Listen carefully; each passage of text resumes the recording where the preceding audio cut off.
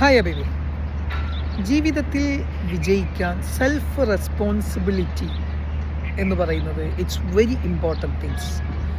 അതായത് നമുക്ക് എന്ത് സംഭവിച്ചാലും അതിനെല്ലാം കാരണം നമ്മൾ മറ്റുള്ളവരിൽ ചാർത്തുന്നതിനേക്കാൾ, നമ്മുടെ സറൗണ്ടൻസിലേക്ക് കൈവിരൽ ചൂണ്ടുന്നതിനേക്കാൾ സ്വയം ഒന്ന് ചിന്തിച്ച് നോക്കുക, എന്തുകൊണ്ട് എനിക്ക് അത് സംഭവിച്ചു.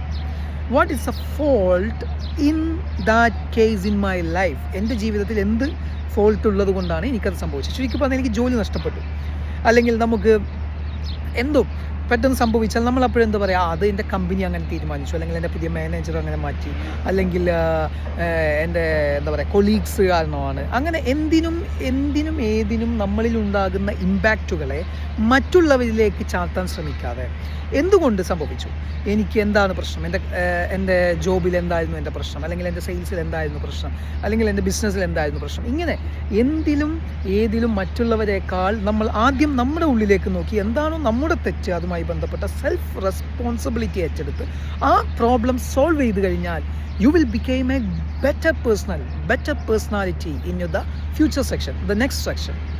സോ ഒരിക്കലും വിരലുകൾ പുറത്തേക്ക് ചൂണ്ടാതെ നമ്മളിലേക്ക് സ്വയം ചൂണ്ടിക്കൊണ്ട് നമ്മളെ തെറ്റുകൾ മനസ്സിലാക്കിക്കൊണ്ട് നെക്സ്റ്റ് സ്റ്റെപ്പിലേക്ക് വളരാൻ it's very very important in your life.